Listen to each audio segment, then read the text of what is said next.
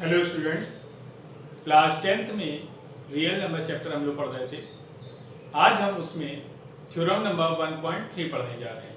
तो पहले हम स्टेटमेंट पढ़ते हैं कि थ्योरम समझते हैं क्या है। Let P be a prime number. मान लीजिए P कोई एक प्राइम नंबर है। If P divides a square, अगर P जो है, जो कि क्या है, प्राइम नंबर, वो a स्क्वायर को डिवाइड करता है, देन P डिवाइड्स a, तो P a को भी डिवाइड करेगा। Where a is a positive integer, तो a कैसा है, पॉजिटिव इंटीजर। फिर समझ लीजिए, आपसे कहा गया है कि p एक प्राइम नंबर है और वो जो p है वो a स्क्वायर को डिवाइड करता है।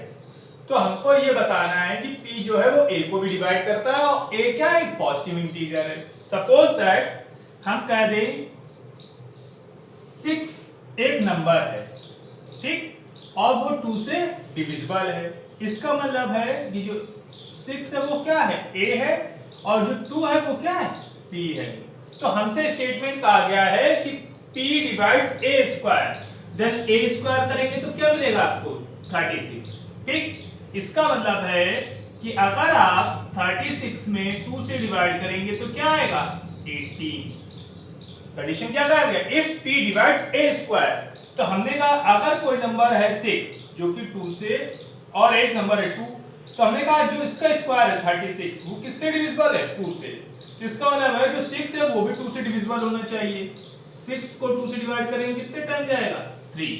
यही स्टेटमेंट को हमको लैंग्वेजली प्रूव करना है। तो देखिए, हमने लेट कर लिया कि prime factorization of a is a equal to p1 into p2 into p3 and so on pn तक। हमने लेट कर लिया है कि जो p है उसका prime factorisation p1 p2 p3 के मल्टीप्लिकेटिव के रूप में है, where p1 p2 p3 pn are prime numbers. ये कैसे नंबर है, प्राइम नंबर्स। आपको पता है प्राइम नंबर अपने नंबर से और 1 से डिविजिबल होते हैं, ठीक। तो हमने स्क्वायर किया, कंडीशन आ गया ना, p डिवाइड्स a स्क्वायर, तो हमने a स्क्वायर किया, तो p1 into p2 into p3 into pn का होल स्क्वायर। इसको आप ऐसे भी लिख सकते हैं, p1 square, p2 square, p3 square and so on pn square. Means जो a स्क्वायर है वो p1 स्क्वायर से भी डिविजिबल होगा, p2 स्क्वायर से भी होगा, p3 स्क्वायर से भी होगा और pn स्क्वायर से भी होगा, क्योंकि कंडीशन कही गई थी। अब आगे देखते हैं थ्योरम में क्या दिया गया था p divides a square. p जो है वो किससे डिविजिबल है, a स्क्वायर से। From fundamental theorem of mathematics it follows that p is one of the prime factors of a square. यहां देखिए, p1 स्क्वायर से भी a स्क्वायर डिविजिबल होगा, p2 स्क्वायर से होगा। सेम इस तरह से समझ सकते हैं हम कि 6 जो है, 36 जो लिखा है उसको आप क्या लिख सकते हो, 6 इंटू 6, और इसको लिख सकते हैं 2 का स्क्वायर इंटू 3 का स्क्वायर। मींस ये 2 के स्क्वायर से भी 36 डिविजिबल होगा और 3 के स्क्वायर से भी 36 डिविजिबल होगा। तो यहां लिखा है अपने कि फंडामेंटल थ्योरम ऑफ मैथमेटिक्स कहती है, या हम उसका अनुसरण करते हुए कह सकते हैं कि जो p है वो प्राइम फैक्टर होगा a स्क्वायर। कोई एक प्राइम फैक्टर है किसका, a स्क्वायर का, ठीक। However from uniqueness of this theorem, इसलिए जो यूनिकनेस है मींस एक कंफर्मेशन की कहा जा रहा है कि वी रियलाइज, हमने अनुभव किया कि only factors of p square equal to p1 p2 pn that, ठीक।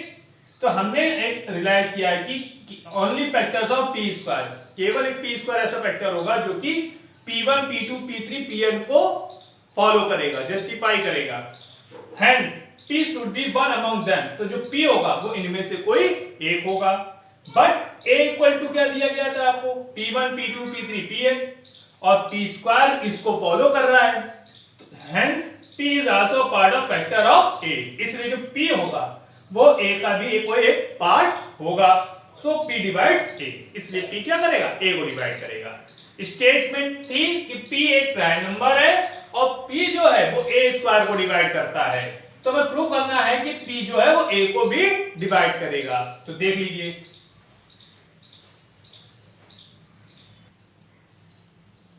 अब बच्चों अगली थ्योरम है 1.4 में आपसे कहा गया है √2 इज इरेशनल। अब आपको प्रूव करना है कि √2 क्या है, इरेशनल है। तो देखिए प्रूव करते हैं हम लोग। हमने लेट कर दिया, लेट √2 इज रेशनल। देखिए आपसे कहा इरेशनल प्रूव करिए, तो हमने उसका अपोजिट कर लिया है कि √2 क्या है, रेशनल है।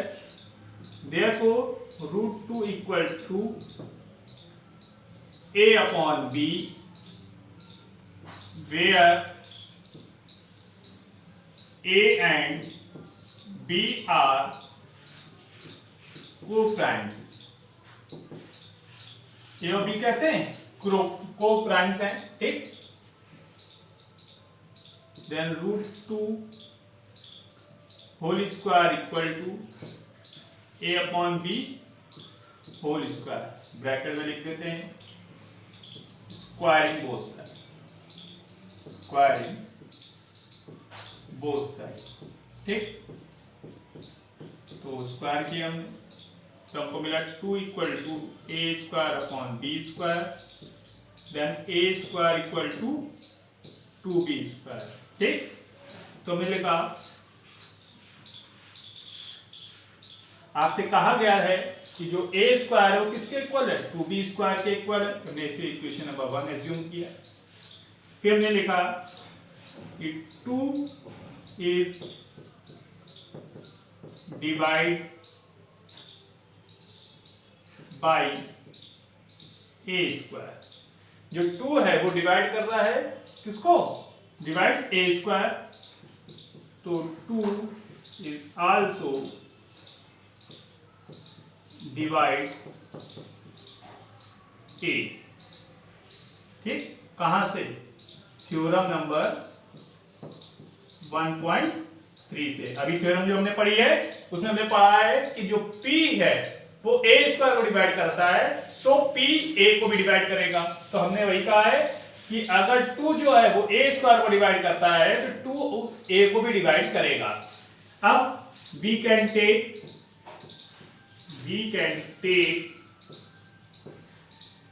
a equal to 2c, then by equation 1 2c का whole square equal to 2b², 4c² equal to 2b², 2 से कैंसिल हो गया, then b² equal to 2c²। तो जो b² है वो किसके इक्वल हो गया, 2c² के इक्वल हो गया। Equation number 2, then 2 is divides b², so 2 is also divides b। हमने इसे इक्वेशन नंबर I बनाया, रोमन नंबर वाला, फर्स्ट सेकेंड, ठीक।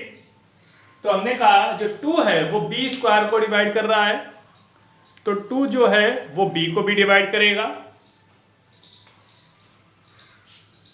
By first and second. Since 2 is divides a and b both, but we know that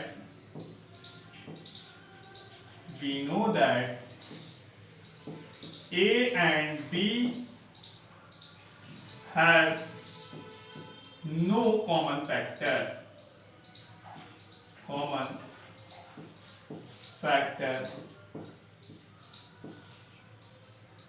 other than 1 के अलावा कोई भी उसका कॉमन फैक्टर नहीं हो सकता।